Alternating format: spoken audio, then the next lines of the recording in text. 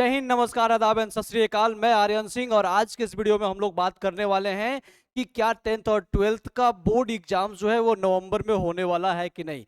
तो जैसा कि सीबीएसई मिनिस्ट्री ने 2023-24 सेशन में ही ये अनाउंस कर दिया था, ये कंफर्म कर दिया था कि जो 2024-25 सेशन का जो 10th और 12th का बोर्ड एग्जाम्स होंगे वो 2 अटेम्प्ट में होंगे।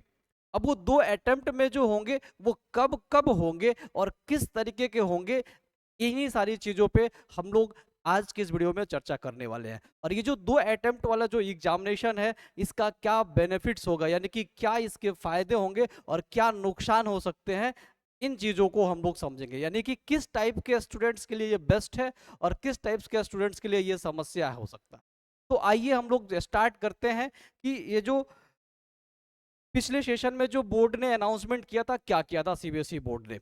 तो देखिए, सबसे पहले उन्होंने ये बात बोला कि अब जो एग्जाम होगा 2024 और 25 सेशन का, वो कैसे होगा, तो 2 अटेम्प्ट में होगा। और वो जो 2 अटेम्प्ट मीन्स पहला अटेम्प्ट जो होगा वो अक्टूबर टू नवंबर होगा और दूसरा अटेम्प्ट जो होगा वो होगा अप्रैल टू मई होगा।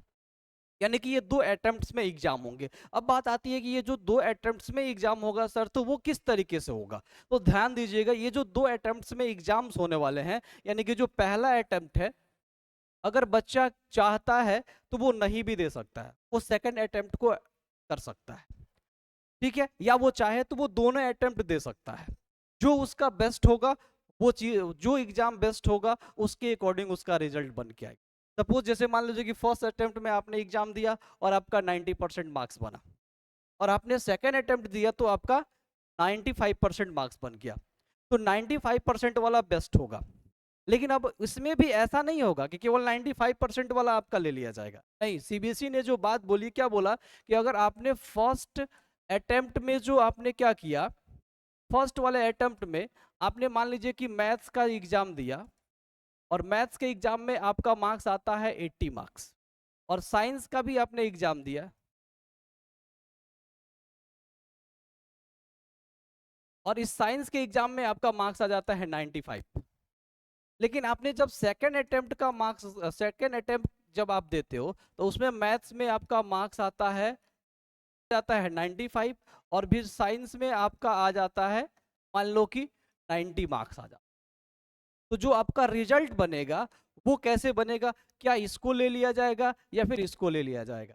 तो ऐसा नहीं होगा, ये कंप्लीटली इसको नहीं लेंगे और ना ही इसको लिया जाएगा। किया क्या जाएगा कि इसमें का बेस्ट, जैसे कि साइंस में देखा जाएगा कि इसमें बेस्ट है, तो साइंस में बेस्ट कौन है, फर्स्ट अटेम्प्ट वाला।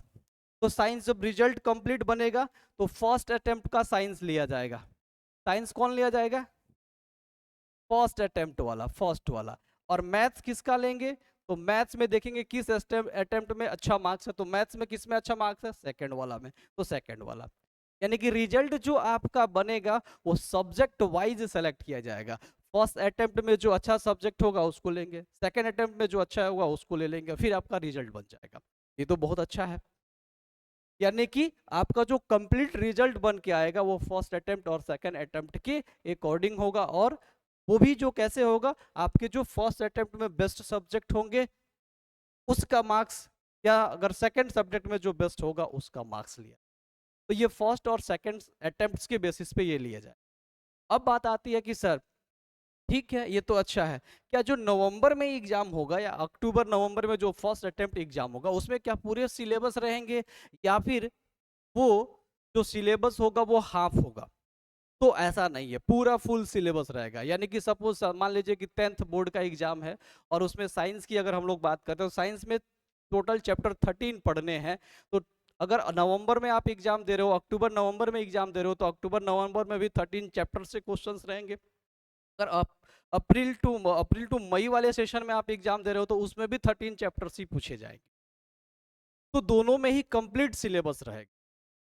तो क्या ये तरीका सही है सीबीएसई का, आप कमेंट करके बताएंगे कि ऐसा कंप्लीट लेना चाहिए, या फिर जो अक्टूबर नवंबर में हो रहा है उसमें क्या करें, 60 to 70% एग्जाम ले ले, और जो मई में एग्जाम हो, अप्रैल टू मई में एग्जाम हो रहा है उसमें क्या होना चाहिए, 100% सिलेबस ले ले। क्या ये सही है या फिर जो सीबीएसई ने डिसाइड किया है वो सही है, आप बता सकते, ठीक है। अब दूसरी चीज ये जो है ना, तो अब आपका जो रिजल्ट्स बनेंगे इसी बेसिस पे बनेंगे, अगर ऐसा होता है तो। क्योंकि पिछले सेशन में ये जो सीबीएसई मिनिस्ट्री ने जो ये क्या क्या अनाउंसमेंट किया था, लेकिन अभी तक की अगर बात करें तो अभी कोई अपडेट इससे रिलेटेड नहीं आया है।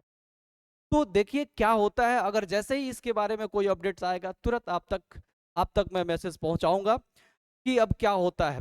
और आप कमेंट करके बताएंगे कि क्या जो 2023-24 सेशन में जो एग्जाम हुआ है वो बेस्ट था या फिर ये बेस्ट होगा। तब तक के लिए जय हिंद, नमस्कार, आदाब, फिर मिलते हैं नेक्स्ट वीडियो में।